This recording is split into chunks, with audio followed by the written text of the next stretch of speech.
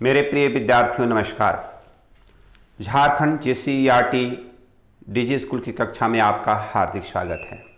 मेरे प्यारे बच्चों, आपने अपनी पाठ्यपुस्तक विषय हिंदी पाठ फसलों को त्यौहार को पढ़ा, जाना और आपको बहुत अच्छा भी लगा, क्योंकि भारत देश में फसलों का त्यौहार अलग अलग दिनों में फसल के उत्पादन किए जाने के खुशी में मनाया जाता है। हमारे देश में अलग अलग मौसम में अलग अलग तरह के अनाज उत्पादन किए जाते हैं और उसी अनाज की खुशी में, उत्सव में हम सभी फसलों के त्यौहार के रूप में मनाते हैं। आपने झारखंड प्रदेश में ही देखा, जब यहाँ मकर संक्रांति के समय हम सब सरहुल भी मनाते हैं।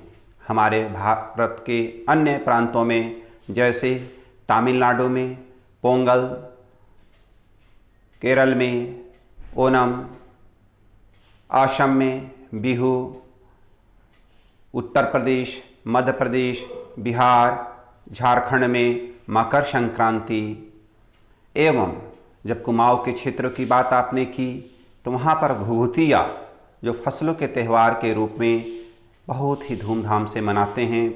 और इसमें हमने जाना कि पशु पक्षियों एवं अन्य जीवों को भी हम मानव बहुत ही स्नेह रखते हैं और उनके जीवन का भी ख्याल रखते हैं। तो आइए फसलों के त्यौहार के आधार पर कुछ अभ्यास प्रश्न करते हैं। अभ्यास प्रश्न में आपने फसलों के त्यौहार में आपने शुरुआत में देखा कि ठंड का मौसम, काफ़ी पाला कुहासा पड़ रहा होता है।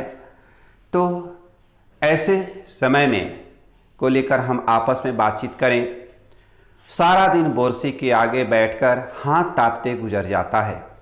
यहाँ जाड़े से बचने के लिए बोरसी के आगे बैठकर हाथ तापा जा रहा है। जाड़े से बचने के लिए आप क्या क्या करते हैं? मेरे प्यारे बच्चों, ये आपके मन की बात, आपके अनुभव की बात मैं आपसे जानना चाहूँगा। जैसे बोरसी से हम लोग ठंडक को भगाते हैं अपने घरों में, अपने गांव में हमने देखा है और स्वयं भी किया है। साथ ही साथ ठंड को भगाने के लिए हम सब अलाव भी जलाते हैं, गर्म कपड़े, स्वेटर, शाल भी पहनते हैं, रजाई कंबल भी ओढ़ते हैं और इस तरह से हम लोग ठंडक में ठंडक को भगाते हैं।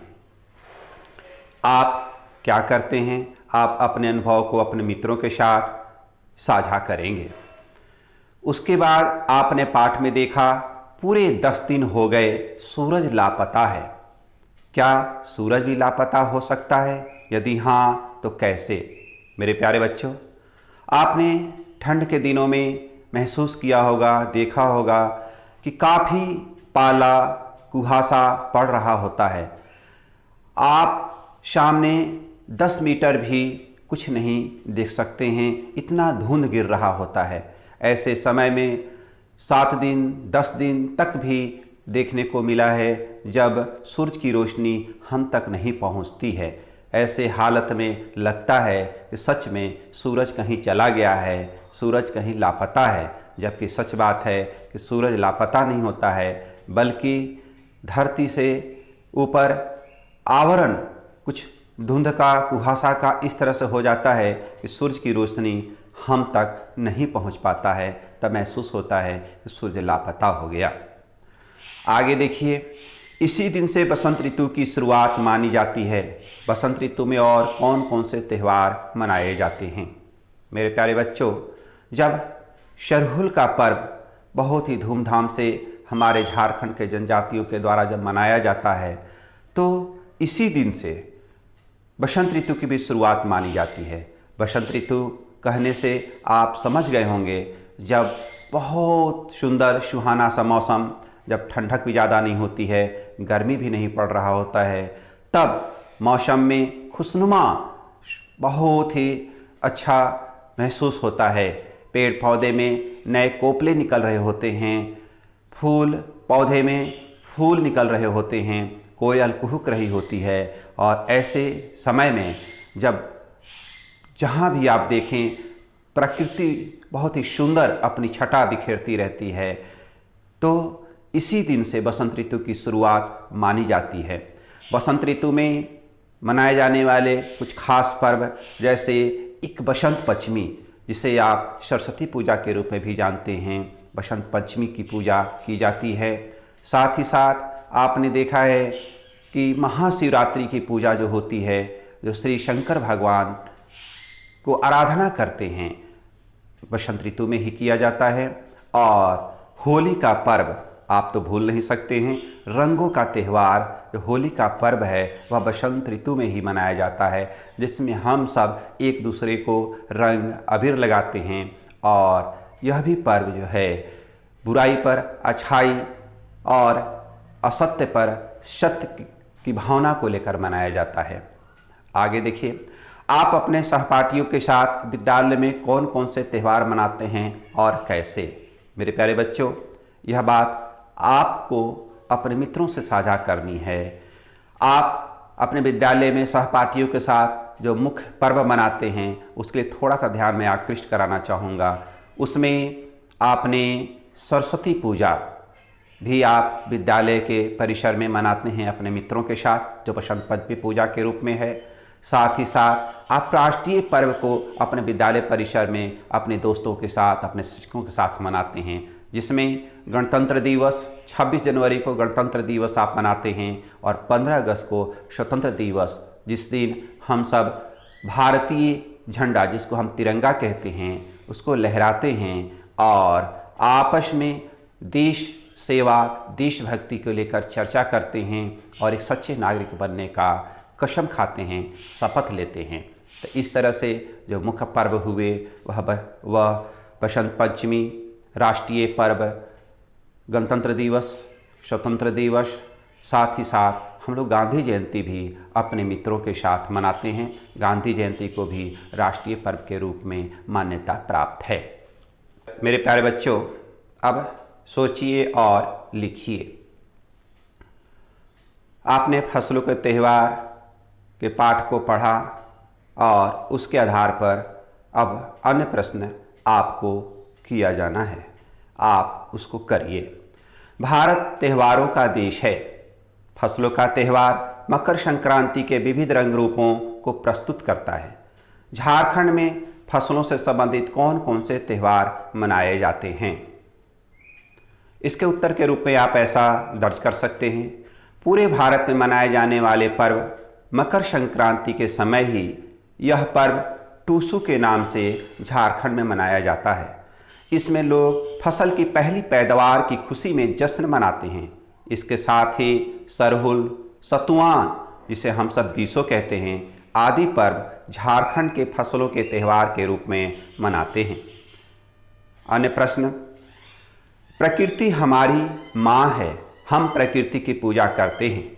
झारखंड में प्रकृति से संबंधित कौन कौन से त्यौहार मनाए जाते हैं और कैसे। इसके उत्तर में आप ऐसा दर्ज कर सकते हैं। झारखंड में प्रकृति से संबंधित निम्नलिखित मुख्य त्यौहार मनाया जाता है। सबसे पहले सरहुल। सरहुल आपने इसको फसल के त्यौहार के रूप में भी जाना, लेकिन सरहुल प्रकृति की पूजा के रूप में भी हम मुख्यतः जानते हैं। यह पर्व जनजातियों के द्वारा प्रकृति व धरती माता के सम्मान में बड़े धूमधाम से मनाया जाता है। इस पर्व में शाल वृक्ष की पूजा की जाती है। छठ पर्व, यह पर्व सूर्य देवता को समर्पित है। इसे कुछ दिन के कठोर उपवास के बाद मनाया जाता है और उसके बाद पवित्र स्नान किया जाता है और सूर्य को अर्घ्य किया जाता है। यह पर्व आप अपने आसपास, अपने घरों में आपने देखा होगा और इसको आप अच्छी तरह से जानते भी हैं। झारखंड में प्रकृति की पूजा के रूप में कर्मा बहुत ही धूमधाम से लोगों के द्वारा मनाया जाता है। इस पर्व के अवसर पर झारखंड के आदिवासी ढोल की थाप पर झूमते गाते हैं। यह दिन इनके लिए प्रकृति की पूजा करते हुए अच्छी फसल की कामना के लिए होता है। साथ ही बहनें अपने भाइयों की सलामती के लिए प्रार्थना करती हैं। फसलों के त्यौहार पर पूरे भारत में अलग अलग तरह के पकवान खाए जाते हैं। झारखंड में इस त्यौहार पर विशेष रूप से खाए जाने वाले पकवानों की सूची तैयार कीजिए। बच्चों, झारखंड में फसलों के त्यौहार पर विशेष रूप से खाए जाने वाले तो निम्नलिखित पकवान हैं, जैसे मकर संक्रांति में खिचड़ी, तिलकुट, तिलवा, लाई। उसी तरह से टूसू पर्व जो मकर संक्रांति के समय ही हमारे झारखंड के जनजाति भाई बंधुओं के द्वारा मनाया जाता है, जिसमें पीठा, मुढ़ी, चूड़ा, लड्डू और तिल का लड्डू बहुत ही प्रचलित है। सतुआन की बात करें जो बीसों के रूप में हम सभी जानते हैं, जिसमें महुआ, सत्तू, कच्चा आम की चटनी बहुत ही प्रिय है और इसे हम सब पसंद करते हैं। अन्य प्रश्न के रूप में हमने फसलों का त्यौहार में झारखंड के संथाल और उरांव जनजाति के बारे में जानकारी प्राप्त की। झारखंड के अन्य जनजातियों के बारे में जानकारी इकट्ठा कीजिए और लिखिए। मेरे प्यारे बच्चों, आपने संथाल और उरांव जनजाति के बारे में अपने पाठ में चर्चा किया। इसके अतिरिक्त अन्य जो जनजातियां यहां निवास करती हैं उनमें से मुख्य रूप से मुंडा, खरवार, बैगा, चेरो, बड़ाई, कोल्ह, बिरहोर, असुर, लोहरा, पहाड़िया, खोंड, हो इत्यादि जनजातियां हमारे झारखंड प्रदेश में निवास करती है। आपके घर में चावल का इस्तेमाल किस रूप में किया जाता है? 5 के बारे में बताइए। मेरे प्यारे बच्चों, आप झारखंड में धान से जो चावल बनता है उसका हर एक घरों में उपयोग किया जाता है। चावल का इस्तेमाल निम्न रूप से किया जाता है, जैसे भात बनाने में, पपरी जो छिलका रोटी होती है उसको बनाने में, धुसका बनाने में, इडली बनाने में और खीर बनाने में चावल का उपयोग किया जाता है। मेरे प्यारे बच्चों, अब मैं आपसे बात करता हूँ भाषा विस्तार की। आपके पाठ में यह वाक्य आया हुआ है, इस वाक्य को आप ध्यान से पढ़िए और इसमें पुनरुक्त शब्द और सहचर शब्द का प्रयोग हुआ है, उसको हम लोग कैसे समझेंगे। चलिए मैं इस वाक्य को पढ़ता हूं। चारों ओर फैली हुई छोटी छोटी घाटियां, लंबे लंबे साल के वृक्षों का जंगल और वहीं आसपास बसे छोटे छोटे गांव। इसमें देखिएगा, चारों ओर फैली हुई छोटी छोटी छोटी छोटी, ये शब्द युग्म है। एक ही शब्द 2 बार आकर संयोजक चिन्ह से जुड़े हुए हैं। छोटी छोटी एक शब्द यह है। दूसरा देखेंगे, छोटे छोटे, एक ही शब्द 2 बार आकर संयोजक चिन्ह से जुड़े हुए हैं, ये शब्द युग्म है। फिर आप देखेंगे, लंबे लंबे, एक शब्द 2 बार आकर संयोजक चिन्ह से जुड़े हुए हैं, इसको भी हम शब्द युग्म कहते हैं। और एक और है आस पास, यहां पर 2 अलग अलग शब्द हैं, आस और पास, और यह भी संयोजक चिन्ह से जुड़े हुए हैं, शब्द युग्म है। तो इसमें वे शब्द जो एक ही शब्द 2 बार संयोजक चिन्ह से जुड़े हुए होते हैं उनको पुनरुक्त शब्द कहते हैं। जैसे जिसमें आप यहां देख लीजिए क्या क्या है। ये एक है छोटी छोटी, छोटी छोटी, एक ही शब्द है छोटी छोटी, 2 बार आकर संयोजक से जुड़े हुए हैं, एक शब्द युग्म। दूसरे शब्द युग्म को आप देखिए, लंबे लंबे, लंबे लंबे, एक ही शब्द हैं जो 2 बार आकर संयोजक चिन्ह से जुड़े हुए हैं, एक शब्द युग्म ए है।